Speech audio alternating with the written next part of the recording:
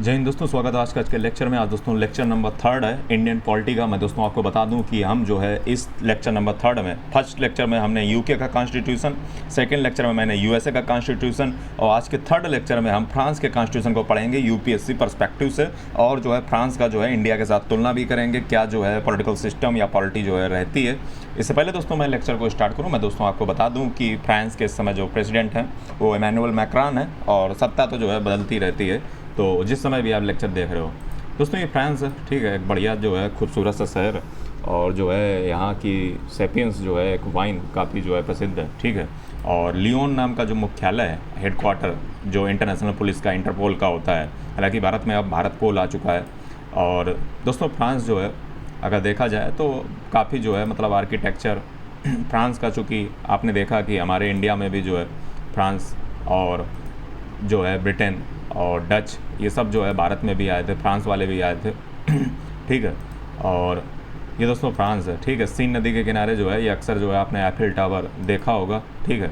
और ये tourist attraction है एक प्रकार से, ठीक है। तो ये दोस्तों फ्रांस है और फ्रांस है। तो चलिए आज के लेक्चर को, आज के पॉलिटिकल सिस्टम को आज दोस्तों समझेंगे, फ्रांस को और साथ ही में इंडिया को। पिछले 2 लेक्चर जो है अगर आपने नहीं देखे हैं तो उनको भी जो है देख कर आइए, क्योंकि यूपीएससी 2018 से कंटिन्यू और अब तक एक क्वेश्चन जो है मेंस में पूछा गया था फ्रांस से, तो क्यों ना जो है पूरा समझ लेते हैं। तो चलिए स्टार्ट कर लेते हैं दोस्तों। कॉन्स्टिट्यूशन ऑफ फ्रांस की अगर तो बात की जाए तो दोस्तों फ्रांस का जो कॉन्स्टिट्यूशन है, आपने क्लास 9th की अगर जो है हिस्ट्री की चूँकि बुक अगर पढ़ी हो तो उसमें दोस्तों फ्रेंच रिवॉल्यूशन है। और आपने देखा फ्रेंच रिवॉल्यूशन पर अच्छा मेरा वीडियो है, आपको पता होना चाहिए। अगर आपको फ्रांस का पूरा इतिहास समझना है 2025 तक का, यानी कि जब जो है फ्रेंच रिवॉल्यूशन हुई और वहाँ से लेकर के आज तक का, तो वो दोस्तों मैंने लेक्चर दे रखा है। मैं दोस्तों आपको थोड़ी सी जानकारी और दे दूँ कि हमारा जो है एक व्हाट्सएप ग्रुप है, डिस्क्रिप्शन में लिंक मिल जाएगा, तो व्हाट्सएप ग्रुप को जरूर ज्वाइन कर लें। अगर आप PW से पढ़ाई करना चाहते हो तो दोस्तों डिस्क्रिप्शन में आपको प्रोमो कोड, हमारा डिस्काउंट कोड मिल जाएगा, उसको लगा दें।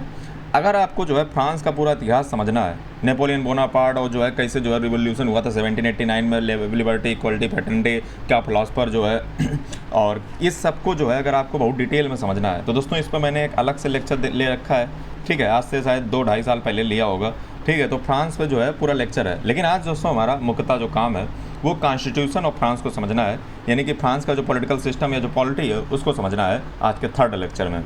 तो दोस्तों मैं आपको बता दूं कि अभी का जो करंट का आप कॉन्स्टिट्यूशन देखते हो वो मैं आपको बता दूं तो दोस्तों 28 सितंबर 1958 को जो है आज से 66 ईयर्स एगो जो है बना था, ठीक है, और रेटिफाइड किया गया था, ठीक है।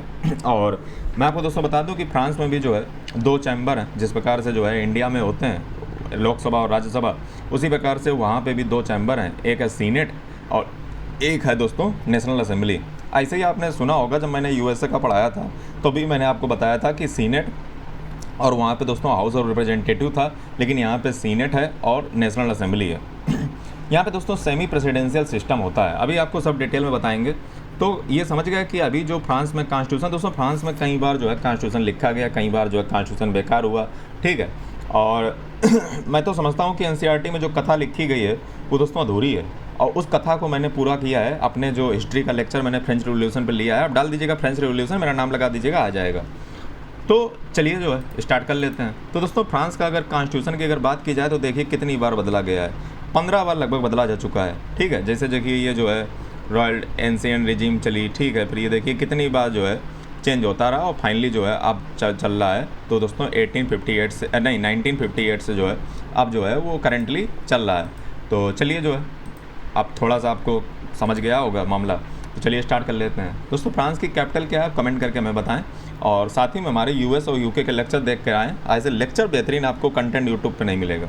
तो चलिए दोस्तों सबसे पहले कलर एक मैं चूज़ कर लेता हूँ, क्योंकि ज़िंदगी में कलर होना बहुत ज़रूरी है, और यूपीएससी ने ऐसे भी 2025 में इसी पूछ रखा है। तो चलिए दोस्तों, फ्रांस को जो है वो लेबोरेटरी मानी जाती है पॉलिटिकल एक्सपेरिमेंट की। अब आप कहोगे सर ऐसा क्यों है?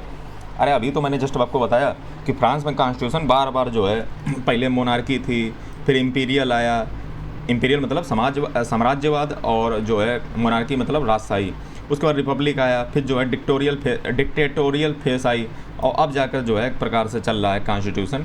तो कॉन्स्टिट्यूशन की अगर बात की जाए तो फ्रांस में जो है लगभग 15 बार जो है कॉन्स्टिट्यूशन बदल चुके हैं, जब से जो है 1789 की रिवॉल्यूशन हुई है।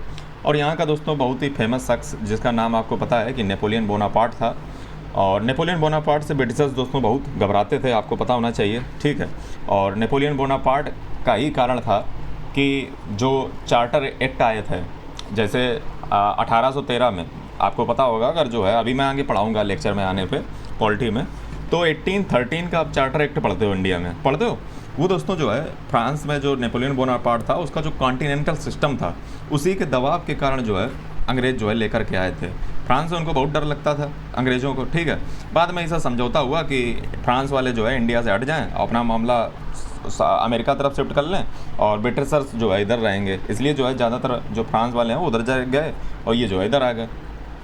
और नेपोलियन बोनापार्ट को जो है बाद में जो है फिर एक आइलैंड पे छोड़ दिया गया, शायद जो है अफ्रीका तरफ कोई आइलैंड था, आप उसका कमेंट करके बताएं। और फिर जो है उसकी वहाँ पे मृत्यु हो गई।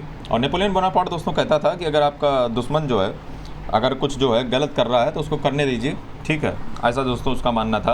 हालांकि नेपोलियन बोनापार्ट के कई सारे जो है कोट्स भी हैं, लेकिन यहाँ पे हम नेपोलियन बोनापार्ट की महिमा नहीं सुनने आए हैं, तो चलिए जो है स्टार्ट करते हैं। दोस्तों फिफ्थ रिपब्लिक मैं आपको बता चुका हूँ कि 4 अक्टूबर 1958 को बनी। और ये दोस्तों ड्राफ्ट जो की गई थी वो जनरल चार्ल्स डे गॉली के द्वारा जो है ड्राफ्ट किया गया था। और स्ट्रांग दोस्तों जो है स्टेबल एग्जीक्यूटिव बनी रहे, क्योंकि जो है बार बार संविधान बदला जाता है, कॉन्स्टिट्यूशन बदला जाता है, तो स्ट्रांग और स्टेबल एग्जीक्यूटिव बनी रहे, ये जो है मेन लक्ष्य था। और इसने जो है फोर्थ रिपब्लिक था, चूँकि ये फिफ्थ रिपब्लिक चल रही है, ठीक है, फोर्थ रिपब्लिक था, उसकी जो गलतियाँ थी उसको जो है सुधारने का काम किया। फ्रांस के अगर कॉन्स्टिट्यूशन की बात की जाए तो फ्रांस का कॉन्स्टिट्यूशन जो है यूनिटरी नेचर का है। जिस प्रकार से जो है आपने यूके में देखा उसी प्रकार से लगभग यहाँ पे भी यूनिटरी सिस्टम है। सेमी प्रेसिडेंशियल है। अब ये सेमी प्रेसिडेंशियल क्या सिस्टम होता है? सेमी प्रेसिडेंशियल सिस्टम दोस्तों ऐसा होता है कि इसमें कोहैबिटेशन होता है, मतलब प्रेसिडेंट हो सकता है अलग पार्टी का हो, प्राइम मिनिस्टर हो सकता है अलग पार्टी का हो, प्रेसिडेंट के पास भी ताकत है, प्राइम मिनिस्टर के पास भी ताकत है। तो ये एक ऐसा सेमी प्रेसिडेंशियल सिस्टम है। रिटन कॉन्स्टिट्यूशन है, ये भी आपको पता होना चाहिए, ठीक है। और चलिए दोस्तों सैलिएंट जो है फीचर्स की अगर बात की जाए तो आपको पता है कि जो है फ्रांस में सेकुलरिज्म, इसी पे यूपीएससी ने क्वेश्चन पूछा था, ठीक है। अभी आगे आकर के जो है इसको डिटेल में बात करेंगे, अभी थोड़ा सा आप जान लीजिए कि फ्रांस में अगर बात की जाए तो एक इंडिविजुअल सेकुलर डेमोक्रेटिक और सोशल रिपब्लिक जो है फ्रांस है। मतलब फ्रांस के अगर आर्टिकल फर्स्ट में आप समझो पढ़ोगे तो फ्रांस कैसा है, एक इंडिविजुअल है, मतलब उसको डिवाइड नहीं किया जा सकता है। सेकुलर है, सेकुलर का मतलब राज्य, स्टेट और धर्म का यानी कि रिलीजन का कोई भी जो है संबंध नहीं है। इंडिया के अगर परिप्रेक्ष्य में अगर आप देखा जाए तो इंडिया भी जो है वो इंडिविजुअल है। इंडिया को भी जो है डिवाइड नहीं किया जा सकता है, लेकिन राज्यों की जो है बाउंड्री को चेंज किया जा सकता है। चूँकि मैंने आपको पिछले लेक्चर में बताया था कि इंडिया जो है वो इनडिस्ट्रक्टिबल यूनियन है ऑफ डिस्ट्रक्टिबल स्टेट्स, ये इंडिया के संदर्भ में है। लेकिन फ्रांस जो है वो इंडिविजुअल है।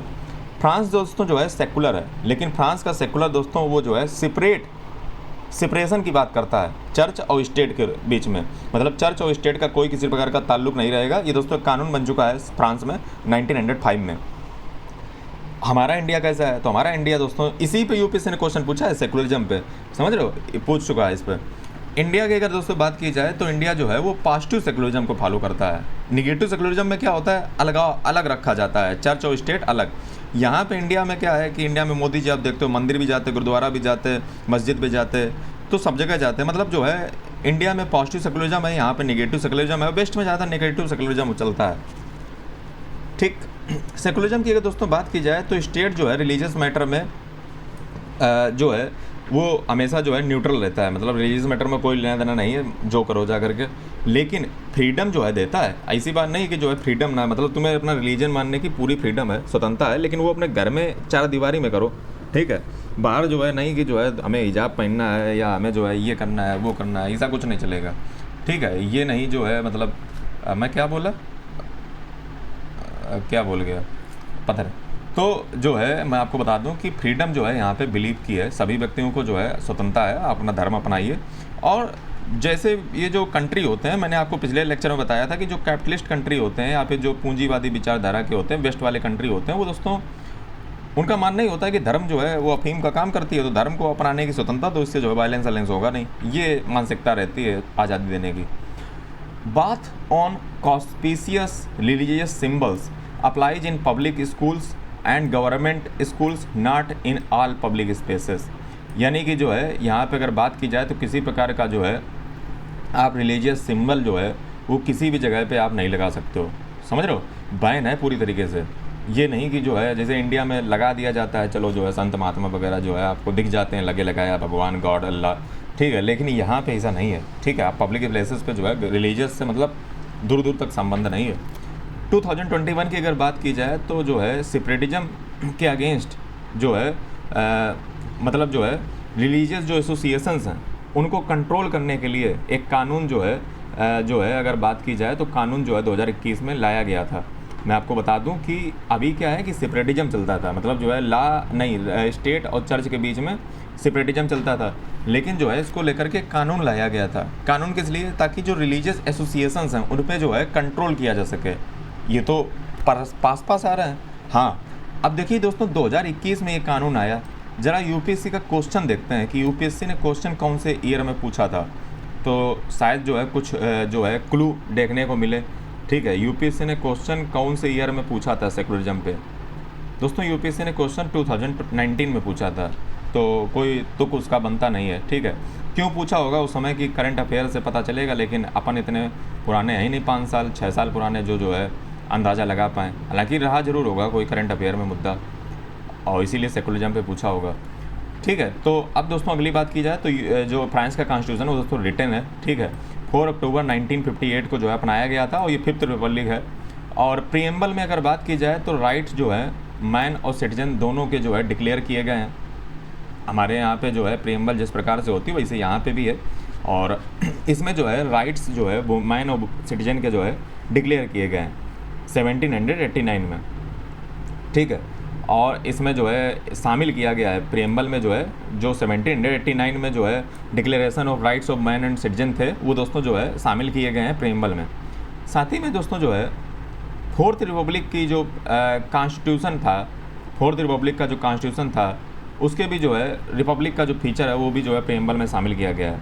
2004 के दोस्तों जो है एनवायरमेंटल जो चार्टर था, ठीक है, और इसको दोस्तों एनवायरमेंटल चार्टर का मतलब था कि जो है एनवायरनमेंट के प्रति जो है कॉन्स्टिट्यूशन में एक विशेष जो है गोल निर्धारित किया जाए ताकि सस्टेनेबल तरीके से जो है फ्रांस से चले आगे।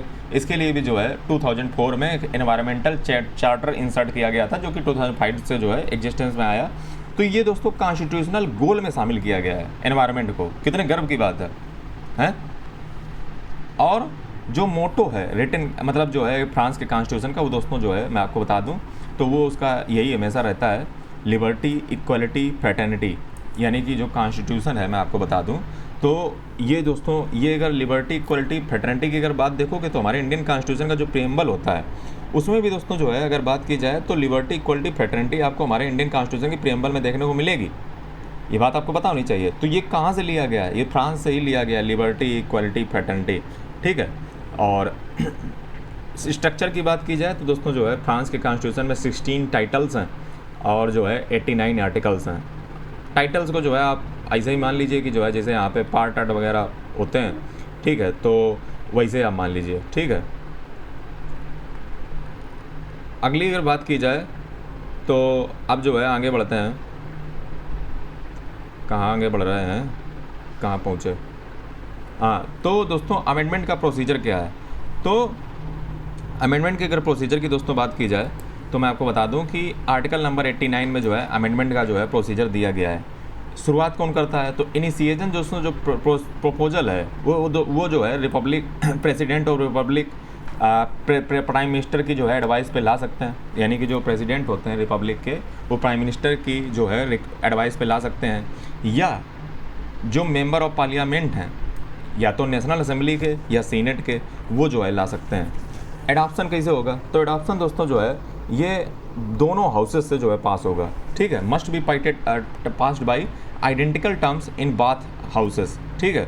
फाइनल अप्रूवल कैसे होगा? तो फाइनल अप्रूवल दोस्तों उसके लिए जो है या तो रेफरेंडम होती है या तो जो है कांग्रेस जो है वर्साय में दोस्तों जो है कांग्रेस जो है वो जो है जॉइंट सेशन के द्वारा जो है दोनों हाउसेस के 3/5 मेजॉरिटी से जो है पास होता है। मतलब या तो रेफरेंडम होगी या तो जो है उसको कांग्रेस जो है वर्साय में जो स्थित है वो जो है जॉइंट सेशन के द्वारा। आपको पता हो कि हमारे यहाँ पे भी जो है जब ऑर्डिनरी बिल आते हैं, जब उसमें कोई डिस्प्यूट हो जाता है तो उसको जॉइंट सेशन होता है, लेकिन यहाँ पे जॉइंट सेशन ऐसे हो जाता है, ठीक है।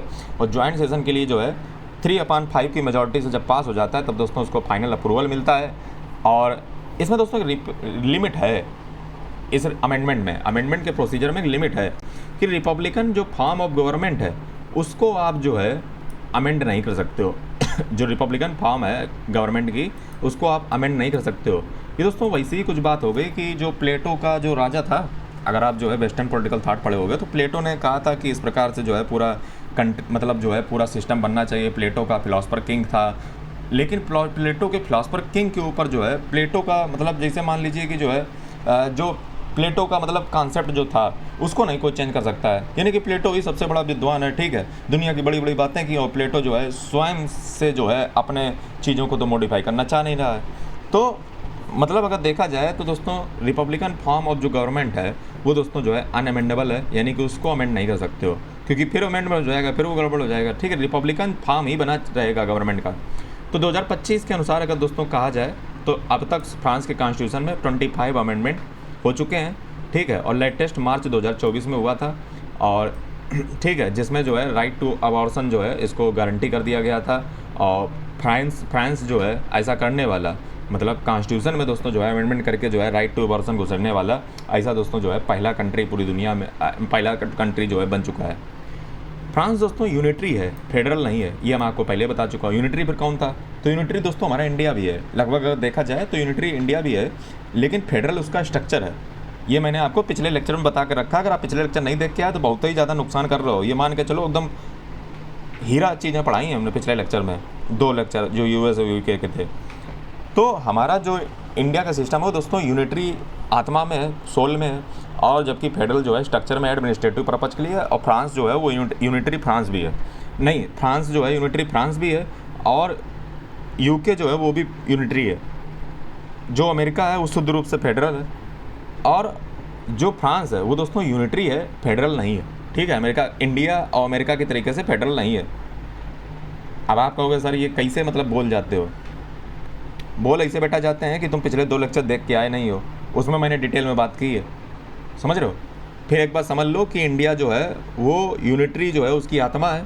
आप कहोगे सर कैसे बोले? चलो पढ़ के बता देते हैं। Article number 1 of Indian constitution पढ़िए तो उसमें क्या लिखा होता है? India that is Bharat shall be a union of state, no one have the right to secede from the federation and federation is not the result of an agreement between the states. ये लिखी है बात article 1 में कि नहीं लिखी है? Federation is not the result of an agreement between the states, समझ रहे हो। तो इंडिया का स्ट्रक्चर फेडरल जो है वो सिर्फ दिखने में है, आत्मा उसकी यूनिटरी ही है, सेंट्रिक पूरी ताकत है। तो यूनिटरी सिस्टम की अगर बात की जाए तो रीजन, डिपार्टमेंट और कम्यून्स जो एग्जिस्ट करते हैं उनको जो पावर होती है वो जो है डेलीगेट की जाती है स्टेट ही के द्वारा, ठीक है। स्टेट से ही जो है वो पावर को अपनी डेलीगेट करवाते हैं। और पार्लियामेंट दोस्तों जो है वो रीड्रा कर सकती है, मर्ज कर सकती है या एबॉलिश कर सकती है क्षेत्रों को। जैसे हमारे यहाँ पे दोस्तों पार्लियामेंट जो है आर्टिकल 2 और आर्टिकल 3 में जो है मतलब कुछ भी जो है तोड़ मरोड़ लो स्टेट को, ठीक है, तो वो जो है यहाँ पे भी सिस्टम है, पार्लियामेंट कर सकती है। दोस्तों जो यूनिटरी फीचर है मैं आपको बता दूं कि यहाँ पे जो है सेंट्रलाइज जो है यूके से भी ज़्यादा यूनिटरी सिस्टम जो है आपको फ्रांस में देखने को मिलेगा, समझ रहे हो, यूके से भी ज़्यादा। Which allows devolve parliament in Scotland, Wales और जो है ये कौन है नॉर्थन आयरलैंड। यानी कि जो है पार्लियामेंट में अगर देखा जाए तो दोस्तों जो है डिवॉल्व पार्लियामेंट जो है आपको देखने को मिलेंगी स्कॉटलैंड, वेल्स और जो है नॉर्थन आयरलैंड में, ठीक है। लेकिन यहाँ तो दोस्तों यूके से भी ज़्यादा सेंट्रलाइज काम है, पूरा पार्लियामेंट ही कब्जा किए बैठे हुए है, समझ रहे हो। तो यूके से भी ज़्यादा सेंट्रलाइज है। अच्छा, रिकॉग्निशन ऑफ पॉलिटिकल पार्टीज। तो पॉलिटिकल पार्टीज की अगर दोस्तों बात की जाए तो पॉलिटिकल प्लूरलिज्म जो है यहाँ पे रिकॉग्नाइज किया जाता है। पार्टीज जो है, पार्टी की अगर बात की जाए तो वो जो है अच्छा पहले समझ लो पॉलिटिकल प्लूरलिज्म का मतलब होता है कि यहाँ पे जो है कई सारी जो है अगर बात की जाए तो मतलब पॉलिटिकल जो प्रोसेस होता है, ठीक है, पॉलिटिकल पार्टी जो है वो प्लूरलिज्म को फॉलो करते हैं, सिंगुलर नहीं।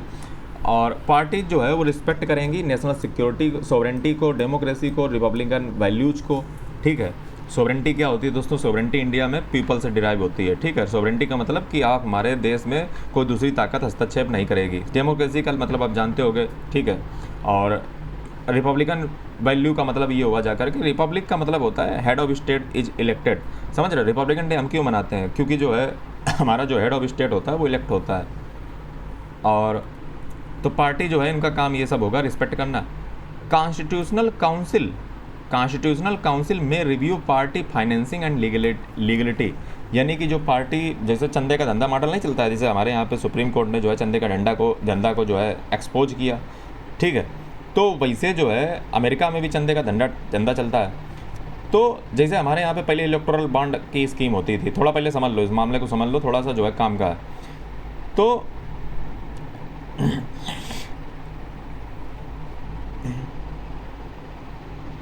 तो चंदे का धंधा मॉडल दरअसल तीनों को हम समझेंगे। जैसे अमेरिका की बात की जाए तो अमेरिका में खुले रूप से जो है एलन मस्क ने डोनाल्ड ट्रंप को सपोर्ट किया और सत्ता में आ गए।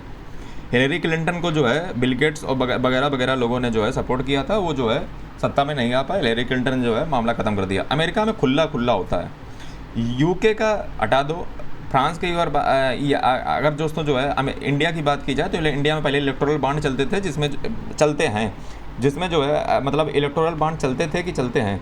तो इलेक्टोरल बॉन्ड में क्या होता है देख लीजिएगा। इलेक्टोरल बॉन्ड में क्या होता है कि सुप्रीम कोर्ट ने कहा कि उसको जो दिखाइए कि जो है किसने पैसा कितना दिया पॉलिटिकल पार्टी को, ताकि जनता को पता रहे, ट्रांसपेरेंसी बनी रहे।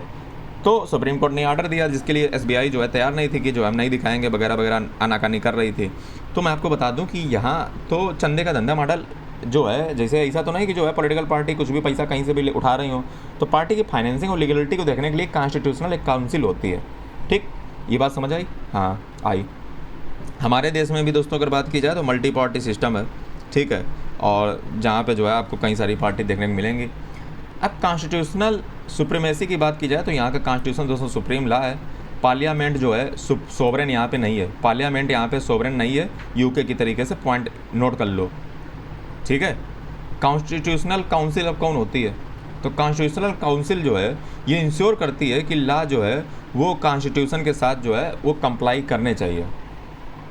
कहने का तात्पर्य क्या है? इंडिया से ज़रा जोड़ के दिखाओ बेटा, दिखा देते हैं। इंडिया में भी दोस्तों जो है अगर केशवानंद भारती के जो कि 24 अप्रैल 24 अप्रैल 1973 में जो है केशवानंद भारती केस में जो जजमेंट सुप्रीम कोर्ट ने दिया था, वो कहना उनका ये था कि लॉ आप खूब बनाइए, सब बनाइए, अमेंडमेंट आप खुद कीजिए, सब कीजिए, लेकिन वो संविधान का जो बेसिक स्ट्रक्चर है, यानी कि जो कॉन्स्टिट्यूशन का बेसिक स्ट्रक्चर है, उसके साथ मैच करें। अब ये नहीं कि कॉन्स्टिट्यूशन में लिखा है सेकुलर और तुम्हारे कानून ऐसे हो रहे हैं कि वो सेकुलर नेचर के हैं ही नहीं, तो इस चीज़ को कौन देखेगा? हमारे देश में तो सुप्रीम कोर्ट देखती है, रिव्यू कर देती है, कॉन्स्टिट्यूशन लॉ को जो है मतलब गड़बड़ कर देती है कुछ भी। तो यहाँ पे भी जो है कॉन्स्टिट्यूशनल काउंसिल है, जिसका मुख्य काम यही है कि लॉ को देखना कि कॉन्स्टिट्यूशन के हिसाब से है, कंप्लाई करता है कि नहीं करता है। ठीक, आगे बढ़ो। और ये दोस्तों अप्रोच जो है प्रेसिडेंट या प्राइम मिनिस्टर या स्पीकर ऑफ पार्लियामेंट या 60 डिप्टी या 60 सीनेटर जो है ऐसा अप्रोच कर सकते हैं कॉन्स्टिट्यूशनल काउंसिल से। 2008 से दोस्तों अगर बात की जाए तो सिटीजन जो है वो भी दोस्तों जो है priority question of constitutionality trial के दौरान जो है वो क्वेश्चन कर सकते हैं। मतलब जब ट्रायल चल रहा होगा ना कॉन्स्टिट्यूशनलिटी लॉ की चेक करने का, तब दोस्तों जो है यहाँ पे अगर बात की जाए तो जो नागरिक वहाँ के हैं वो भी जो है इस चीज़ को क्वेश्चन कर सकते हैं, ठीक है, ट्रायल के दौरान। अब दोस्तों एक्स्ट्रा अपडेट आप जान लीजिए 2025 के हिसाब से मैं आपको बता दूं तो 2004 में जो है एनवायरमेंटल चार्टर जो है लाया गया था एनवायरमेंट प्रोटेक्शन के को जो है कॉन्स्टिट्यूशनल स्टेटस देने के लिए। EU की मेंबरशिप अगर बात की जाए तो फ्रेंच का जो कॉन्स्टिट्यूशन है वो दोस्तों अलाउ करता है transfer of power to the European Union. आपको पता होना चाहिए कि यूरोप का ही दोस्तों फ्रांस है और यूरोप में दोस्तों यूरोपीय यूनियन होती है, और ठीक है बाकायदा उनकी पार्लियामेंट वगैरह होती है, ठीक है सर। लग्जमबर्ग में है क्या? है कहाँ? लग्जमबर्ग में। हाँ, तो जो है फ्रेंच में जो है फ्रेंच का दोस्तों कॉन्स्टिट्यूशन जो है ट्रांसफ़र करता है कुछ पावर को यूरोपीय यूनियन को भी अंडर आर्टिकल 88। ठीक, जुडिशियल रिव्यू का जो कॉन्सेप्ट है दोस्तों वो कॉन्स्टिट्यूशनल जो काउंसिल है, सीधी सी बात है वही जो गार्जियन है फंडामेंटल राइट्स और डेमोक्रेटिक प्रिंसिपल को जो है चेक करने की। तो जुडिशियल रिव्यू जो है वो आप मान के चलिए उसमें जो है ज़्यादातर मामला जो है ज़्यादातर जिम्मेदारी किसके ऊपर होती है? कॉन्स्टिट्यूशनल काउंसिल के ऊपर ही जो है ये जिम्मेदारी जो है वो होती है, जैसा कि मैं आपको पढ़ा भी चुका हूँ। आगे दोस्तों बात की जाए, अब फ्रांस में दोस्तों मैंने आपको शुरू में बोला था कि फ्रांस में जो है वो सेमी प्रेसिडेंशियल सिस्टम है। जाको मतलब क्या हुआ, समझ रहे? जाको मतलब अरे जाको नहीं है, इसका मतलब क्या होगा? तो इसका मतलब दोस्तों जो है यहाँ पे प्रेसिडेंट 5 साल के लिए बनता है, ठीक है। और पहले ये 7 साल हुआ करता था, 7 ईयर, लेकिन अब ये जो है 2000 में जो है इसमें रिड्यूस कर दिया गया 2000 में, ठीक है। और इफेक्टिव ये डिसीजन हुआ 2002 से, तब से जो है 5 साल होने लगा। और मैं आपको बता दूं कि यहाँ पे जो प्रेसिडेंट होता है वो हैंडल करता है फॉरेन पॉलिसी को, डिफेंस को, नेशनल सिक्योरिटी को। प्रेसिडेंट हमारे यहाँ पे क्या होता है, तो हमारे यहाँ पे जो एग्जीक्यूटिव होती है वो दोस्तों बहुत ताकतवर है हमारे यहाँ पे। जितने भी इंटरनेशनल ट्रीटी, ठीक है, उनको जो है रेटिफाई कराने के लिए हमारे पास पार्लियामेंट में अलग से अप्रूवल नहीं लेना पड़ता है। जबकि अमेरिका में जो है पार्लियामेंट से अलग से अप्रूवल लेना पड़ता है। कोई भी विदेशी मामला करके आओ तो सबसे पहले यूएसए की पार्लियामेंट से पास कराओ, मतलब वहाँ की कांग्रेस से। इंडिया में ऐसा नहीं होता, इंडिया में एग्जीक्यूटिव के पास ये ताकत है, जो करो। अच्छा, यहाँ पे जो प्रेसिडेंट होता है वो फॉरेन पॉलिसी, डिफेंस और नेशनल सिक्योरिटी को देखता है, प्राइम मिनिस्टर घर को देखता है। और प्रेसिडेंट दोस्तों जो है यूनिवर्सल सफरेज के आधार पे जो है, और ये दोस्तों जो है 1962 के अमेंडमेंट के अनुसार यूनिवर्सल सफरेज होता है। जैसे इंडिया में दोस्तों होता है वयस्क मताधिकार, वैसे वहाँ पे भी होता है। प्राइम मिनिस्टर दोस्तों जो है वो डोमेस्टिक और डे टू डे जो एडमिनिस्ट्रेशन होता है उसको हैंडल करता है। और ये जो है कॉन्फिडेंस एंजॉय करता है नेशनल असेंबली का। नेशनल असेंबली बिल्कुल सेम वही हाल है जो हमारे इंडिया में लोकसभा का, और यूके में नहीं, यूएसए में जो है हाउस ऑफ रिप्रेजेंटेटिव का, और जो है यूके में हाउस ऑफ कॉमन्स। तो मैंने सबकी बता दी, Lok Sabha, House of Commons UK, America House of Representative, और वही हाल है फ्रांस में नेशनल असेंबली का। दोस्तों प्राइम मिनिस्टर अपॉइंट किया जाता है प्रेसिडेंट के द्वारा, और कैबिनेट कलीग्स जो है, कैबिनेट के जो कलीग्स होते हैं प्राइम मिनिस्टर के, उनके अपॉइंटमेंट के लिए जो है उसको प्रेसिडेंट से पहले अप्रूवल लेना पड़ता है। हमारे यहाँ पे भी दोस्तों ऐसे ही होता है कि प्राइम मिनिस्टर जिसको चूज़ करना चाहते हैं तो वो जो है अपना नाम वगैरह देते हैं, प्रेसिडेंट उस पर करा करके उसका बन जाता है। दोस्तों कैबिनेट की अगर बात की जाए, लेकिन हमारे यहाँ का प्रेसिडेंट और यहाँ के प्रेसिडेंट में दोस्तों फ़र्क है, ज़मीन आसमान का फ़र्क है। यहाँ पे सेमी प्रेसिडेंशियल सिस्टम है, हमारे यहाँ पे पार्लियामेंट्री सिस्टम है, और हमारे यहाँ पे पास प्रेसिडेंट तो पुतला है। आगे बात किया जाए कैबिनेट की अगर बात की जाए तो minister can not simultaneously to be MP, separation of executive and legislature. यहाँ पे दोस्तों जो है एग्जीक्यूटिव लेजिस्लेचर का जो सेपरेशन होता है उसको जो है फॉलो किया जाता है। कैसे? क्योंकि यहाँ पे जो मिनिस्टर होते हैं वो साइमल्टेनियसली रूप से, समझ रहे हो, साइमल्टेनियसली रूप से जो है एमपी जो है नहीं हो सकते हैं, समझ रहे हो। यानी कि जो यहाँ पे काउंसिल ऑफ मिनिस्टर होते हैं वो साइमल्टेनियसली रूप से जो है एमपी नहीं हो सकते हैं। ये जो है सेपरेशन ऑफ एग्जीक्यूटिव लेजिस्लेचर को दिखाता है। काउंसिल ऑफ मिनिस्टर जो है वो प्रेसाइड किए जाते हैं प्रेसिडेंट के द्वारा, और जो काउंसिल ऑफ कैबिनेट होती है वो प्रेसाइड की जाती है पीएम के द्वारा। कितना बड़ा डिफरेंस आप पहले समझिए कि यहाँ पे दोस्तों जो मिनिस्टर होते हैं वो एक साथ जो है एमपी नहीं हो सकते हैं, समझ रहे हो। और दूसरी चीज़ जो है यहाँ पे इससे सेपरेशन ऑफ एग्जीक्यूटिव और लेजिस्लेचर का भी कॉन्सेप्ट पता चलता है। और यहाँ पे दोस्तों जो काउंसिल ऑफ मिनिस्टर होते हैं वो दोस्तों प्रेसाइड किए जाते हैं काउंसिल ऑफ मिनिस्टर प्रेसिडेंट के द्वारा, और जो काउंसिल ऑफ कैबिनेट होती है वो प्रेसाइड की जाती है पीएम के द्वारा।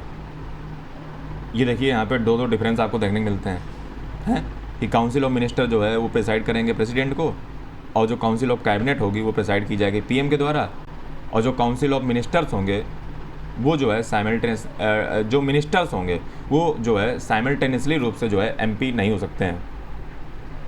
आगे दोस्तों अगर बात की जाए तो कहाँ भाई पहुँचे, हाँ, जो है यहाँ पे दोस्तों जो है यहाँ पे अगर बात की जाए तो कॉन्सेप्ट ऑफ कोहैबिटेशन चलता है। इसका मतलब क्या हुआ जा करके,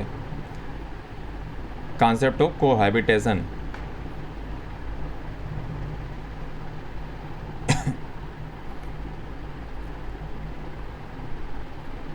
कॉन्सेप्ट ऑफ कोहैबिटेशन में दोस्तों क्या होता है कि यहाँ पे कभी कभी क्या होता है कि प्रेसिडेंट और प्राइम मिनिस्टर जब दोस्तों डिफरेंट पार्टी से जो है बिलोंग करते हैं तो जो है डिफरेंट पार्टी से बिलोंग करते हैं तो दोस्तों जो है ऐसा सिचुएशन को हम कॉन्सेप्ट ऑफ कोहैबिटेशन कहते हैं। मतलब प्रेसिडेंट और प्राइम मिनिस्टर जो है वो डिफरेंट पार्टी से जो है यहाँ पे जब बिलोंग करते हैं।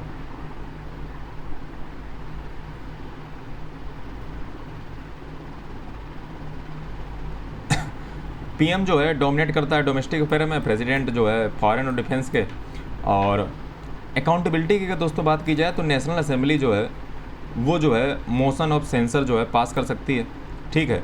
और PM and council of minister जो है उनको फिर रिजाइन करना पड़ेगा। जैसे हमारे यहाँ पे दोस्तों ऐसे ही होता है कुछ कुछ कि हमारे यहाँ पे भी जो है अविश्वास प्रस्ताव जैसे होता है कि जो है कॉन्फिडेंस मोशन लाया जाता है, और वो जो है जब पास नहीं गवर्नमेंट कर पाती, मतलब जो है उसको प्रूव नहीं कर पाती तो सरकार गिर जाती है, मंत्रियों को भी इस्तीफा देना पड़ता है। सेम उसी प्रकार से दोस्तों जो है सेम उसी प्रकार से जो है यहाँ पे भी ऐसे ही होता है। यहाँ पे अगर बात की जाए तो नेशनल असेंबली अगर जो है मोशन ऑफ सेंस्योर जो है ला जाती है तो जो PM and council of minister को जो है वो रिजाइन करना पड़ेगा, ठीक है। और यहाँ पे जो है प्रेसिडेंट जो है वो खुद में अगर बात की जाए तो जो है पॉलिटिकली रिस्पॉन्सिबल होता है, पार्लियामेंट की जो है प्रति रिस्पॉन्सिबल नहीं होता है। ये जो है आपको पता होनी चाहिए, प्रेसिडेंट जो है पार्लियामेंट के प्रति रिस्पॉन्सिबल नहीं होता है। होगा भी क्यों? क्योंकि वो तो देश देखता नहीं है, देखता प्राइम मिनिस्टर है। तो प्राइम मिनिस्टर के ऊपर खतरा जो है नेशनल असेंबली ला सकती है मोशन ऑफ सेंसर के द्वारा, ठीक है। और इस चीज़ को जो है थोड़ा सा अभी थोड़ा सा इसको एक थोड़ा सा और इस पर थोड़ी सी चर्चा कर लें। हमारे हिसाब से इस पर जो है ये थोड़ा सा पॉइंट जो लिखने वाले हैं उन्होंने डाला है, और देखते हैं इसमें क्या दिक्कत है। मिनिस्टर मस्ट बी, अरे रे रे रे रे रे रे रे रे रे रे रे रे ये फ्रांस का पूछा था, हैं क्या बता रहा है? Formally added by since all I asking for France constitution. Got it. Conclusion of Minister cannot simultaneously. Article 24. The function of member of the government are incompatible with the exercise of any parliamentary mandate. Once appointed as minister, you must resign your seat in parliament. अच्छा ये मतलब होता है, क्योंकि मुझे लग रहा था क्योंकि जो है थोड़ा सा आपको डाउट हो सकता है, और मुझे थोड़ा सा डाउट था, मैं गलत झूठ नहीं बोलना चाहता हूँ और इसीलिए मुझे देखना ज़्यादा ठीक लगता है। दोस्तों यहाँ पे जो साइमल्टेनियसली का मतलब था ना वो ये था, मैं दरअसल कुछ भी गलत नहीं बोला हूँ, ठीक है। तो मैं आपको बता दूँ कि यहाँ पे जो मिनिस्टर एक बार बन जाता है उसको जो है अपनी रिजाइन करना पड़ता है पार्लियामेंट की सीट से। ये दोस्तों एक अलग कॉन्सेप्ट है, हैं? और ये देखिए कितना स्ट्रिक्ट सेपरेशन ऑफ पावर दिखाता है। हमारे यहाँ पे ऐसा नहीं होता है कि हमें जो है मिनिस्टर बनने के बाद जो है रिजाइन करना पड़े पार्लियामेंट की सीट से। तो ये दोस्तों नया कॉन्सेप्ट है, ठीक है। चलो जो है आपकी बात जो है यहाँ पे रख दी गई। और जो काउंसिल ऑफ मिनिस्टर होते हैं वो दोस्तों जो है चेयर किए जाते हैं प्रेसिडेंट जो रिपब्लिक का होता है, ठीक है। और ये जो है प्रेसिडेंट की अथॉरिटी को दिखाते हैं, जबकि कैबिनेट जो होती है वो चेयर की जाती है प्राइम मिनिस्टर के द्वारा, और ये पॉलिटिकल बॉडी होती है, ठीक है। और ये बात आपको पता ही होगी चाहिए। और जो पॉलिटिकल कोऑर्डिनेशन होता है गवर्नमेंट का, day to day matter policy harmonisation, और वो जो है कैबिनेट करती है। और जो काउंसिल ऑफ मिनिस्टर होते हैं, काउंसिल ऑफ मिनिस्टर जो है वो प्रिसाइड की जाते हैं प्रेसिडेंट के द्वारा, ठीक है। और ये चीज़ें हैं, ठीक है। तो मिनिस्टर जो है वो उनको पार्लियामेंट से रिजाइन करना पड़ता है। चलो आगे बढ़ाओ, क्या इसके पीछे कॉन्सेप्ट रहा होगा, क्यों रिजाइन करना पड़ता है? हैं? क्योंकि वो प्रेसिडेंट है, वो प्रेसिडेंट के पास एक अपनी जो है प्राइवेट, मतलब जो है एक प्रकार से मान लीजिए कि मिनिस्टर होगा, जैसे अमेरिका जो है के पास जो है अपना स्टाफ प्रेसिडेंट के पास होता है, और इनका पार्लियामेंट से कोई ताल्लुक भी नहीं है, होना भी नहीं चाहिए। रिजाइन इसीलिए करवा दिया है क्योंकि फ्रांस का प्रेसिडेंट तो बाहरी मसलों में उलझा रहेगा, तो पार्लियामेंट से जो है कोई ताल्लुक ही नहीं होना चाहिए, शायद इसलिए भी रिजाइन करवा दिया हो। लेकिन जो कैबिनेट है वो दोस्तों पीएम के द्वारा ऐड की जाती है। हाँ, ये कारण हो सकता है। ये दोस्तों मैं इसलिए डिस्कस करता हूँ क्योंकि यूपीएससी दोस्तों एनालिटिकल है, ठीक है, और हम इसे जो है छोड़ नहीं सकते किसी मैटर को। अगली की बात की जाए तो प्रेसिडेंट जो होता है वो इलेक्ट किया जाता है एब्सोल्यूट मेजॉरिटी के द्वारा, ठीक है। इसमें 2 राउंड की जो है सिस्टम चलता है, 2 राउंड सिस्टम चलता है। पहली बार में अगर जो है किसी को मेजॉरिटी नहीं मिल पाती, जैसे हमारे इंडिया के प्रेसिडेंट में भी तो यही होता है कि मान लो पहली बार काउंटिंग हुई, फिर देखा जाता है कि किसको सबसे ज़्यादा वोट मिले, फिर जो है जिसको कम मिले होते हैं फिर उसके वोट जो है ट्रांसफ़र किए जाते हैं। जैसे हमारे यहाँ पे जो है आर्डर चलता है कि सबसे ज़्यादा किसको मिले, फिर उससे कम किसको मिले, उसके कम किसको मिले। प्रेसिडेंट के सिस्टम में तो यही तो चलता है कि पहला नंबर हम इसको देंगे, इस कैंडिडेट को, दूसरा इसको देंगे, तीसरा इसको कैंडिडेट को देंगे। यहाँ पे भी दोस्तों यही होता है, पहले राउंड में अगर नहीं पता चल पाया प्रेसिडेंट तो दूसरा राउंड चलता है, ठीक है। If no candidates gets 50% plus in round 1, अगर जो है पहले राउंड में जो है किसी को 50% प्लस नहीं मिलते हैं प्रेसिडेंट के लिए तो जो है दूसरा राउंड चलता है। और प्रेसिडेंट की अगर दोस्तों पावर की बात की जाए तो ये जो है डिजॉल्व नहीं कर सकता है, नहीं सॉरी, ये डिजॉल्व कर सकता है नेशनल असेंबली को, लेकिन ये जो है वर्ष में, साल में जो है, ईयर में more than once in a year जो है ऐसा नहीं कर सकता है, मतलब एक ईयर में एक ही बार कर सकता है डिजॉल्व नेशनल असेंबली को। लेकिन ये सीनेट को डिजॉल्व नहीं कर सकता है, प्रेसिडेंट की पावर जो है सीनेट को डिजॉल्व करने की नहीं है। आर्टिकल 16 जो है वो इमरजेंसी पावर जो है प्रेसिडेंट को जो है दे देती हैं। आपको पता होना चाहिए दोस्तों, अमेरिका में जो है प्रेसिडेंट के लिए इमरजेंसी पावर का कहीं पे कुछ नहीं मामला है। हालांकि मैंने उस लेक्चर में बताया है कि कहाँ पे जो है लूप होल अमेरिका में बनता है। इंडिया में तो 3 इमरजेंसी पावर आपको पता ही है, आर्टिकल 352, 356, 360। लेकिन अमेरिका में दोस्तों नहीं, फ्रांस में क्या है कि प्रेसिडेंट के पास एक्स्ट्रा ऑर्डिनरी पावर है इमरजेंसी की, और ये इतना ताकतवर इसको बना देती हैं। Institutions, independence of nation, territorial integrity, international obligation are under threat. यानी कि ये सब सारी चीज़ें जो है जब थ्रेट के अंदर आ जाएं, एक तो institution, independence of nation, territorial integrity, international obligation, ये सब थ्रेट में आ जाएं, ठीक है, तब ये जो है लगाएगा इमरजेंसी और एक्स्ट्रा ऑर्डिनरी पावर मिलेंगी। Proper functioning of constitutional public authority is interpreted. ऐसा दोस्तों सिर्फ एक बार जो है यूज किया गया है इमरजेंसी को, 1961 में जब अल्जीरियन क्राइसिस हुआ था तब जो है ये यूज किया गया था। तो guardian of independence of judiciary जो है प्रेसिडेंट को आप मान सकते हो, ठीक है, जुडिशरी का जो है गार्जियन जो है मान सकते हो इंडिपेंडेंस का। क्यों?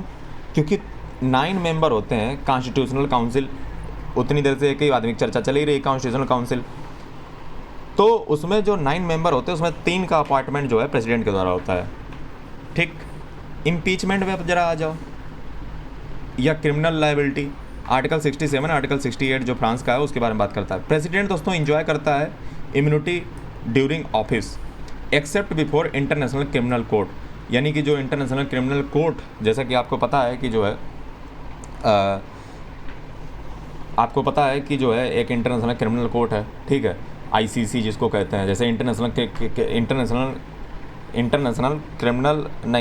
कोर्ट ऑफ जस्टिस है, उसी प्रकार से दोस्तों इंटरनेशनल क्रिमिनल कोर्ट है, ठीक है। और क्या फ्रांस जो है इंटरनेशनल क्रिमिनल कोर्ट का जो है मेंबर है? फ्रांस जो है इंटरनेशनल क्रिमिनल कोर्ट का मेंबर है भी या नहीं है? France is ICC international criminal court member है भी या नहीं है? The court establish in state that ratify which countries international criminal court France diplomatic 123 France which sign the statute on 98। अच्छा, फ्रांस इसका मेंबर है, अच्छा, तभी यहाँ पे लिखा है। तो इंटरनेशनल क्रिमिनल कोर्ट जो है, मैं आपको दोस्तों बता दूं, तो इंटरनेशनल क्रिमिनल कोर्ट, इंटरनेशनल जैसे कोर्ट ऑफ जस्टिस होती है, वैसे इंटरनेशनल क्रिमिनल कोर्ट दोस्तों ये जो है ह्यूमैनिटेरियन ग्राउंड पे, जैसे अभी जो है यूक्रेन जो मामला था, यूक्रेन जो कि ICC का मेंबर है, मैं आपको बता दूं, तो ये जो है इसका मेंबर इंडिया नहीं है, USA नहीं है, रसिया भी नहीं है, ठीक है। जो बड़े बड़े देश हैं वो इसके मेंबर नहीं है इंटरनेशनल क्रिमिनल कोर्ट के। ये जो है कुछ कंट्री जो है इंटरनेशनल क्रिमिनल कोर्ट के मेंबर हैं, और ये जो है इंटरनेशनल कोर्ट ऑफ जस्टिस के तरीके से ये होती है, ICJ की तरीके से। लेकिन फ़र्क बस इतना है कि ये जो है ह्यूमैनिटेरियन ग्राउंड पे, ठीक है, अगर जीनोसाइड इस प्रकार के केसों की जांच करती है इंटरनेशनल क्रिमिनल कोर्ट, और ये UN से इसका कोई ताल्लुक ज़्यादा नहीं है, ठीक है। ये 1998 में जो है बनी, 2002 में शायद अस्तित्व में आई रोम स्टैचू से, और फ्रांस इसका मेंबर है।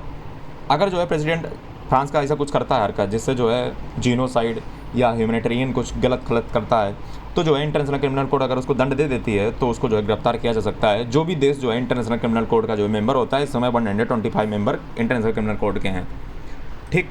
बात समझ आई? आगे बढ़ाओ। तो ये जो है अपने यहाँ तो स्वतंत्र है, इम्यूनिटी है ऑफिस से, ठीक है। जैसे हमारे यहाँ पे राष्ट्रपति जो है वो, अगर बात की जाए तो जो है क्रिमिनल जितने मामले होते हैं उनसे जो है हमारे राष्ट्रपति को जो है स्वतंत्रता मिली हुई है। हमारे राष्ट्रपति को जो है आप क्रिमिनल प्रोसीडिंग में जो है ऐसा नहीं कर सकते हो, हालांकि उसके भी अलग प्रावधान है, ठीक है, वो जब अभी आगे पढ़ाऊँगा तब बताऊँगा। लेकिन सिविल मामलों में ऐसा नहीं ज़्यादातर होता है, ठीक है। तो अपनी ऑफिस में तो ये इन्जॉय करता है प्रेसिडेंट, ठीक है। दरअसल मामले 2 प्रकार के होते हैं, क्रिमिनल होते हैं, सिविल होते हैं। तो इसमें थोड़ा देख लिया कीजिए कि सिविल में बात है कि क्रिमिनल में बात है। तो हमारे प्रेसिडेंट के पास जो है वो क्रिमिनल में अगर देखा जाए तो उसको पूरी इम्यूनिटी जो है मिली हुई है। और ये भी अगर बात की जाए तो जो है प्रेसिडेंट जो यहाँ का होता है उसको जो है इम्यूनिटी ऑफिस में तो पूरी है।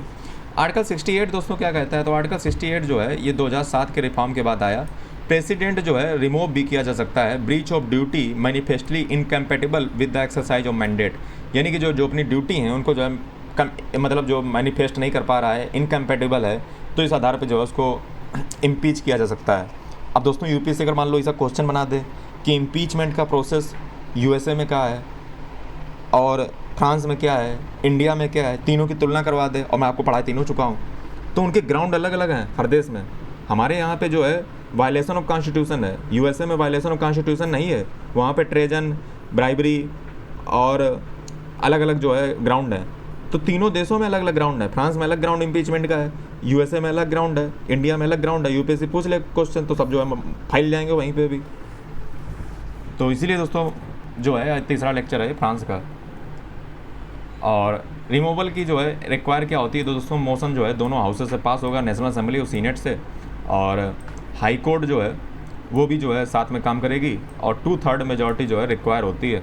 ठीक है, ये बात आपको पता होनी चाहिए, दोनों हाउसेस से पास होना चाहिए, हाई कोर्ट भी इन्वॉल्व होगी और 2/3 मेजॉरिटी से पास हो जाए।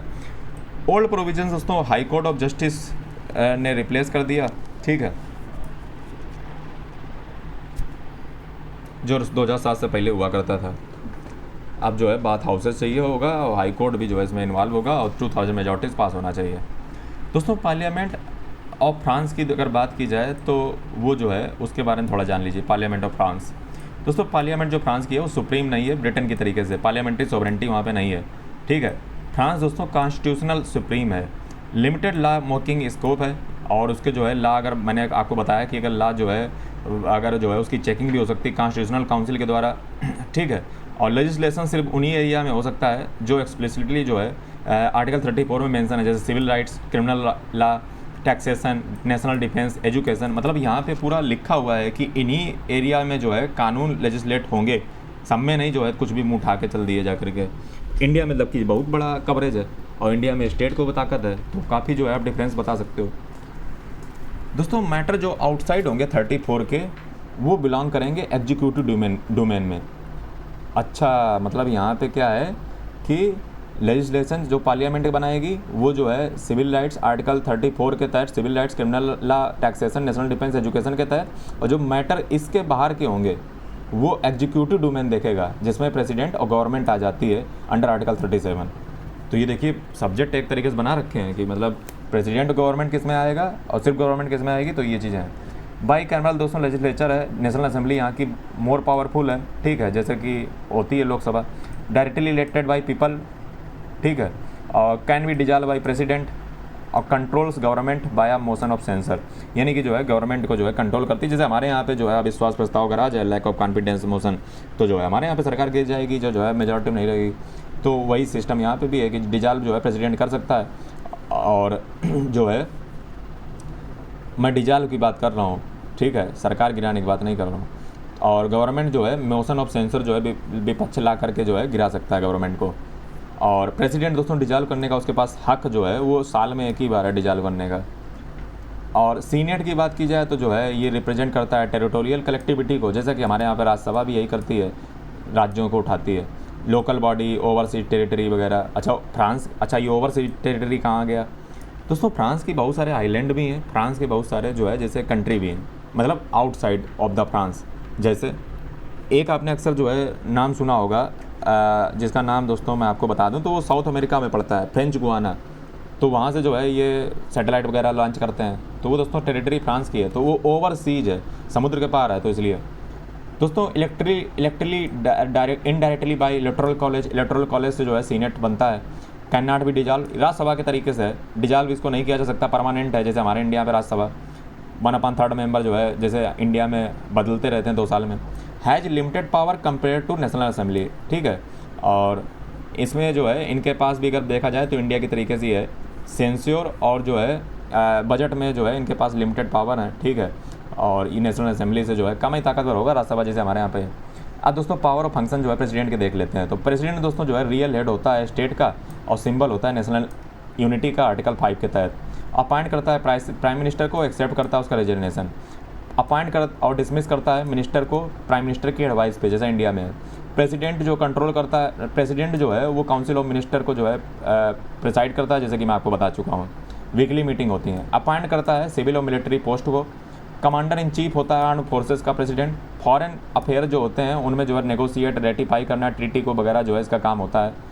Must be inform of international negotiation, ठीक है, यानी कि उसको जो है इंटरनेशनल की जितनी भी नेगोशिएशन होती हैं उसके बारे में जानकारी जो है इसको इन्फॉर्म होती है। और earlier presided over French community but this now defunct, ये क्या मतलब हुआ जा करके, French community post colony association but this is now defunct relevance indeed by, अच्छा हटाओ, जब काम ही की नहीं हटाओ। लेजिस्लेशन दोस्तों इसके पास वीटो है, आर्टिकल 10 के तहत जो है ये पार्लियामेंट को दोबारा रिकन्सिडर करने के लिए भेज सकता है बिल को। ये मैंने आपको पिछले यूएस वाले में भी बताया था।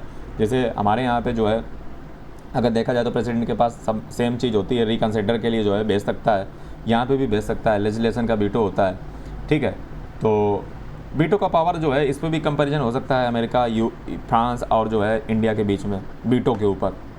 यूएसए वाले मैंने इंडिया का वीटो कंपेयर किया था, ठीक है। तो हमारे यहाँ पे भी दोस्तों यही पावर होती है। हमारे यहाँ पे प्रेसिडेंट के पास 3 पावरें होती हैं। एक तो चाहे तो बिल्कुल ही मना कर दे, बिल ले जाओ भगा दो, ये ज़्यादातर प्राइवेट मेंबर के बिल में होता है। प्रेसिडेंट के पास दोस्तों हमारे यहाँ पे ये भी ताकत होती है, दोबारा विचार के लिए भेज दो, या प्रेसिडेंट हमारा जो है जेब में डाले, कब उसको साइन ही ना करे, टाइम निर्धारित है नहीं हमारे यहाँ पे। पार्लियामेंट डिसीजन जो है can not be refused ultimately लेकिन ऐसा नहीं कि जो है एक दो मतलब जो है तुम रिकन्सिडर के लिए भेज सकते हो, लेकिन जो है पार्लियामेंट अगर उतारू हो जाए बनाने पे तो फिर वो जो है मानना पड़ेगा तुम्हें प्रेसिडेंट को। साइन और क्योंकि वो चुनी हुई सरकार है, ये भी चुना हुआ है, ठीक है, लेकिन जो है प्रेसिडेंट का अलग मामला है, वो अलग मामला है, सरकार वो डे टू डे देखेगी। Sign ordinance and decree adopted by council of minister, जो काउंसिल ऑफ मिनिस्टर जो है अडॉप्ट कर लेते हैं उनके द्वारा जो है ऑर्डिनेंस, जैसे हमारे यहाँ पे आर्टिकल शायद 123 में जो है हमारे यहाँ के प्रेसिडेंट जो है ऑर्डिनेंस पास कर सकता है, वैसे वहाँ पे भी कर सकता है, अध्यादेश जिसको कहते हैं, जब जो है सदन या जो है जब ना चल रहा हो, सेशन में ना हो। होल्ड पावर ऑफ पार्डन, क्षमादान की शक्ति इसके पास भी है, पार्डन की पावर। जैसे मैं आपको बता दूं तो इस पर भी दोस्तों जो है कंपैरिजन हो सकता है यूएसए, फ्रांस और इंडिया के बीच में। अमेरिका के प्रेसिडेंट के पास दोस्तों बहुत सारी पावर है पार्डन के मामले में। जैसे जो बाइडन ने जो है पार्डन किया था, क्षमा किया था, यूपीएससी ने क्वेश्चन पूछ दिया 2025 के मेंस में। क्षमादान की शक्ति जो है वो इंडिया के प्रेसिडेंट के पास भी है, वो भी जो है क्षमादान कर सकता है, ठीक है, लेकिन उस पर जुडिशियल रिव्यू हो सकता है और वो जो है लिमिटेड स्कोप है उसका, ठीक है। काउंसिल ऑफ मिनिस्टर की एडवाइस पे जो है काम करेगा, लेकिन यहाँ पे पावर ऑफ पार्डन जो है ये इंडिविजुअल क्लीमेंसी है, जस्ट लाइक यूएसए। जुडिशरी की अगर बात की जाए तो यहाँ पे जो है प्रिसाइड कर, जुडिशरी की बात की जाए तो हाई काउंसिल ऑफ जुडिशरी जो है प्रिसाइड, ये तो जो है वो प्रिसाइड करता है हाई काउंसिल ऑफ जुडिशरी को, ठीक है, प्रिसाइड करता है लिमिटेड मैटर में, ठीक है, ज़्यादा नहीं, प्रेसिडेंट। और 3 आउट ऑफ 9 मेंबर जो है कॉन्स्टिट्यूशनल जो काउंसिल होती है उसके जो है ये, अब आप ये पूछ लेना कि कॉन्स्टिट्यूशनल काउंसिल क्या होती है, वीडियो तो छोड़ आए हो आधा, समझ कहाँ से आएगा। ये दोस्तों प्रोटेक्टर होता है जुडिशियल इंडिपेंडेंस का, ठीक है, जैसा कि आपको बताया कि 3 आउट ऑफ 9 मेंबर जो है कॉन्स्टिट्यूशनल काउंसिल के जो अपॉइंट किए जाते हैं। कॉन्स्टिट्यूशनल काउंसिल का काम होता है लॉ को जो है वेरीफाई करना अकॉर्डिंग टू द जो है कॉन्स्टिट्यूशन के हिसाब से है। स्पेशल इमरजेंसी पावर इसके पास आर्टिकल 16 में, जो कि मैं आपको बता चुका हूँ, ठीक है। और लेकिन जो है ऐसा नहीं कि इसके पास इसको जो है कॉन्स्टिट्यूशनल काउंसिल जो है रिव्यू कर सकती है, ठीक है, 30 दिन तक जो है इमरजेंसी लगा के रख सकते हो। 2008 में इसे रिफॉर्म हो चुका है, ऐसा नहीं कि हमेशा ही लगाते रहो कि थोड़े दिन बाद ताना सा बन जाओ। Can dissolve national assembly after consultation but not senate, दोस्तों जो है कंसल्टेशन के बाद जो है नेशनल असेंबली की जो है वो डिजॉल्व कर सकता है प्रेसिडेंट, ठीक है, जैसा कि इंडिया में भी लगभग ऐसे ही होता है। और सीनेट को नहीं डिजॉल्व कर सकता है क्योंकि ये परमानेंट सदन है, और जैसे इंडिया में भी राज्यसभा परमानेंट सदन है। आज दोस्तों जो है यूपीएससी ने एक क्वेश्चन पूछ रखा है, वो क्वेश्चन जो है आपको आना चाहिए। 2019 में दोस्तों फ्रांस से और इंडिया से जो है क्वेश्चन पूछा था।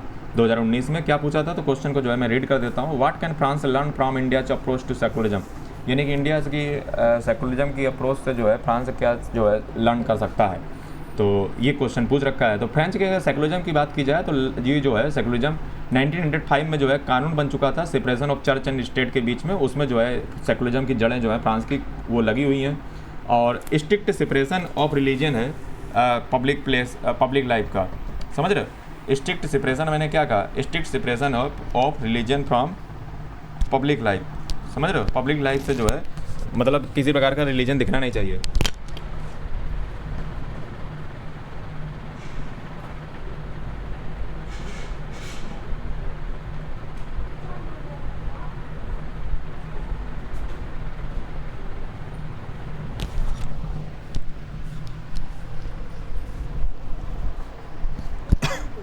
हैं,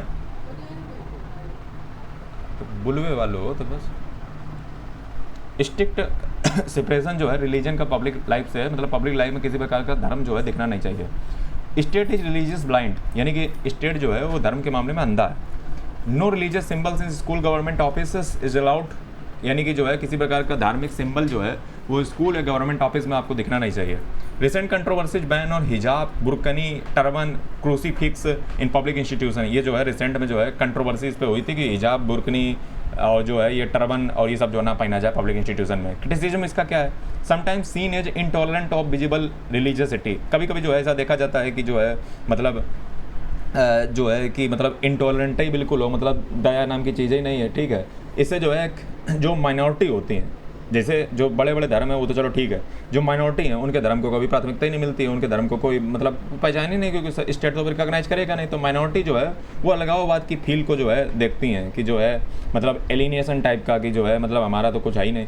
इंडिया का सेकुलरिज्म दोस्तों जो है अगर बात की जाए तो कॉन्स्टिट्यूशनली इंसर्ट है हमारे यहाँ पे, आर्टिकल 25 से 28 इक्वल रिस्पेक्ट हर धर्म को जो है देता है। हमारे यहाँ पे कहा भी जाता है सर्वधर्म संभाव, ठीक है। और नॉट एब्सोल्यूट सेपरेशन, हमारे यहाँ पे सेपरेशन नहीं है स्टेट और मतलब जो है चर्च नहीं, मतलब धर्म के बीच में, ठीक है। लेकिन हमारे यहाँ पे जो है धर्म के मामले में अगर कोई अनटचेबिलिटी की प्रथा या रिफॉर्म ऑफ टेम्पल एंट्री, जैसा जो है सबरीमाला केस था जिसमें जो है एंट्री मंदिरों में नहीं दी जा रही थी, सुप्रीम कोर्ट ने जो है उसको ले लिया आड़ो हाथों। और अनटचेबिलिटी हमारे यहाँ पे अगर जो है प्रैक्टिस की जा रही धर्म में तो स्टेट उस पर इंटरफियर करेगा ज़रूर। और टेम्पल एंट्री में जो है आप एंट्री नहीं महिलाओं को दोगे, सबरीमाला केस तो ऐसा होगा। ट्रिपल तलाक जैसे जो है इस्लाम में था, ठीक है, सारा बानो केस, तो जो है ये सब कुरीतियाँ हैं धर्म में विद्वान, ठीक है। दरअसल कुरीतियाँ क्या होती हैं, दरअसल जो एक समय प्रथा होती है वो एक समय कुरीति बन जाती है, ठीक है। जो एक समय मतलब देखो कोई भी चीज़ कुरीति एकदम नहीं बनती है, जो सबसे पहले अच्छी चीज़ होगी वही बाद में जो है कुरीति बन जाती है। जब जैसे मोबाइल चलाना बुरी बात नहीं है, लेकिन जब जो आप एक्सेस में चलाने लगते हो, अत्यधिक मात्रा में चलाओगे, फिर जो है फिर वही चीज़ बुराई बन जाएगी, तो ये होता ही है। लेकिन जो है हमारे यहाँ पे freedom of religion and cultural rights भी है, ठीक है, आर्टिकल 29 और 30 से, ठीक है। तो माइनॉरिटी भी जो है यहाँ पे सिम्बलाइज कर सकती हैं अपना। पॉजिटिव सेकुलरिज्म है हमारा, ठीक है। और अब दोस्तों फ्रांस हमसे क्या सीख सकता है, क्योंकि यही यूपीएससी ने पूछा था। फ्रांस हमसे सीख सकता है यूनिफॉर्मिटी से प्लूरलिज्म, यानी कि फ्रांस में यूनिफॉर्मिटी चलती है, ठीक है। और वो जो है सबको जो है पब्लिक डिस्प्ले में जो है मतलब जो है रिलीजन को जो है दबाने की कोशिश करता है, लेकिन इंडिया डाइवर्सिटी को अपनाता है, ठीक है। तो हमारे यहाँ पे प्लूरलिज्म है, इसको हमारे यहाँ से फ्रांस सीख सकता है। जैसे सिख जो हमारे यहाँ पे टर्बन पे पहन सकते हैं, मुस्लिम हमारे यहाँ पे हिजाब पहन सकते हैं, क्रिश्चियन यहाँ पे जो है क्रॉस को जो है वो नहीं होता है कुछ वगैरह, पता नहीं इसको सूली वगैरह कुछ कहते हैं, पब्लिक लाइफ में जो है डिनोट कर सकते हैं। तो इंडिया से जो है ये सीखना चाहिए, जिससे जो है डाइवर्सिटी देखने को मिले। लेसन क्या है, respect visibility diversity instead of erasing it, यानी कि जो विजिबल है डाइवर्सिटी उसको जो है इरेज मत कीजिए, वो दिखने दीजिए। न्यूट्रलिटी से जो है इंगेजमेंट पे जा सकता है फ्रांस अगर देखा जाए तो दोस्तों फ्रांस के जो स्टेट हैं वो रिलीजन कम्प्लीटली जो है अवॉइड करते हैं। इंडिया के स्टेट जो इंगेज रहते हैं रिलीजन एक्टिविटी में, जैसे सोशल रिफॉर्म हो गया, वेलफेयर ऑफ माइनॉरिटी हो गया, इसे अडॉप्ट ये करना चाहिए कि प्रिंसिपल जो है अडॉप्ट फ्रांस जो है कर सकता है प्रिंसिपल डिस्टेंस का मतलब ये हुआ कि फ्लेक्सिबिलिटी से जो है न्यूट्रलिटी जो है वो जो है अगर देखा जाए तो अभी मेंटेन करता है, तो उससे जो है फ्लेक्सिबिलिटी पे थोड़ा सा जो है शिफ्ट हो जाना चाहिए, यानी कि जो है इंगेजमेंट थोड़ा सा करना चाहिए, ठीक है। और रिलीजियस मामले में, ठीक है, थोड़ा सा इंगेजमेंट, ठीक है। Social reform, welfare of minority जिससे जो है हो सके, इंडिया ऐसे ही करता है। दूसरी चीज़ दोस्तों ये भी है कि वहाँ के लोग अलगाववाद फील करने लगते हैं, जो माइनॉरिटी होती हैं खासकर, तो उन्हें क्या लगता है कि हमारा धर्म तो कुछ है ही नहीं, मतलब छोटे मोटे लोग हैं, तो उससे इंक्लूजन की ओर जाना चाहिए, एलिनेशन से इंक्लूजन की ओर जाना चाहिए। ये भी जो है आप लिख सकते हो आंसर में कि हमें जो है इंक्लूजन करना चाहिए सभी का, ठीक है। सबके कल्चरल आइडेंटिटी होती हैं, ठीक है। फेस्टिवल, स्कूल और पर्सनल लॉ में जो है इस चीज़ को दिखाना चाहिए कि देखिए हमारा धर्म है, ये तुम्हारा धर्म है, तो सबकी फ़ोटो वगैरह अगर लग जाएंगी स्कूल में तो ठीक है, डेमोक्रेसी टाइप की जो है फीलिंग आएगी, ठीक है। और राइट्स और रिफॉर्म जो है इसको बैलेंस करना चाहिए। इंडिया जो है स्टेट इंटरवीन करता है रिलीजन में इक्वलिटी को प्रमोट करने के लिए। इक्वलिटी को प्रमोट करने के लिए हम अनटचेबिलिटी को धर्म से हटाते हैं, जेंडर जस्टिस करते हैं। सेकुलरिज्म का मतलब जो है सिर्फ रिलीजन को हटाना नहीं है, बल्कि जो है justice with in religion establish करना है। कितनी अच्छी बात कही कि धर्म का मतलब अगर आप धर्म से नाता तोड़ दोगे, धर्म में जो बुराइयां हैं वो तो कभी स्टेट को भी दिखेंगी नहीं, तो धर्म में इंटरफेयर करके धर्म की जो बुराइयां हैं जस्टिस करो धर्म के मामले में, यानी कि धर्म में भी जो है जस्टिस को लेकर आओ, ये स्टेट करेगा जो है अच्छे के लिए होगा। दूसरी चीज़ दोस्तों जो है फ्रांस को ये भी हमसे सीखनी चाहिए, सॉफ्ट पावर ऑफ टॉलरेशन। यानी कि इंडिया जो है डिमॉन्स्ट्रेट करता है कि रिलीजियस प्लुरलिज्म से जो है हम किस प्रकार से जो है कल्चरल एक स्ट्रेंथ बनते हैं। हमारे यहाँ पे अलग प्रकार के फेस्टिवल, फूड, लैंग्वेजेस बोली जाती हैं और ये हमारी एक सॉफ्ट पावर है, ठीक है। इसको हम पूरी दुनिया में जो है जुमा सकते हैं, ठीक है, पूरी दुनिया में सॉफ्ट पावर का इसका प्रयोग कर सकते हैं। France could soften its rigid model to reduce social polarisation. यानी कि फ्रांस में अगर सोशल पोलराइजेशन को रोकना है तो इस प्रकार की डाइवर्सिटी प्लुरलिज्म को जो है बढ़ावा देना चाहिए और सॉफ्ट पावर के तौर पे इसको यूज करना चाहिए, ठीक है। इससे पता तो चले कि कल्चर क्या है किसी देश का, ठीक है। और ये दोस्तों जो है मैंने आपको बता दूं तो जिस PDF से मैं PPT से पढ़ा रहा हूँ, अब दोस्तों जो है ये जो है कंपैरिजन है। दरअसल ये फ्रांस का कॉन्स्टिट्यूशन है, ये इंडिया का कॉन्स्टिट्यूशन है और ये जो है आपके लिए होमवर्क है, क्योंकि मैं पढ़ा चुका हूँ सारी चीज़ें, ठीक है। तो अब ये कंपैरिजन आप आराम से समझ जाओगे, ठीक है। तो ये पूरा मैंने जो है आपके लिए इंडिया और फ्रांस का जो है कंपैरिजन टेबल, चूँकि मैं बीच में बोलता रहा ना मुँह से, तो ये आपका लिखित रूप में मिल जाएगा। ये PPT आप हमसे व्हाट्सएप ग्रुप, डिस्क्रिप्शन में लिंक मिल जाएगा, वहाँ से जो है आप व्हाट्सएप ग्रुप पे मैसेज कीजिए, मैं आपको दे दूंगा। और हमारे टेलीग्राम चैनल को भी ज्वाइन कर लीजिए, इंस्टाग्राम वगैरह। और PW से अगर आप पढ़ाई करना चाहते हो, डिस्क्रिप्शन में कूपन कोड मिल जाएगा, डिस्काउंट कोड लगा दीजिएगा और PW किसी बैच में जो है परचेज कर सकते हो। जल्दी मिलते हैं अगले लेक्चर के साथ। और अगला दोस्तों लेक्चर जो हमारा होगा वो दोस्तों होने वाला है, मैं आपको बता दूँ तो वो होने वाला है रशियन कॉन्स्टिट्यूशन और चाइना कॉन्स्टिट्यूशन के ऊपर, और वो हमारा होगा 4th लेक्चर, ठीक है। तो जुड़े रहिए हमारे साथ। इंडियन पॉलिटी का ऐसी सीरीज आपको कहीं नहीं मिलेगी। धन्यवाद।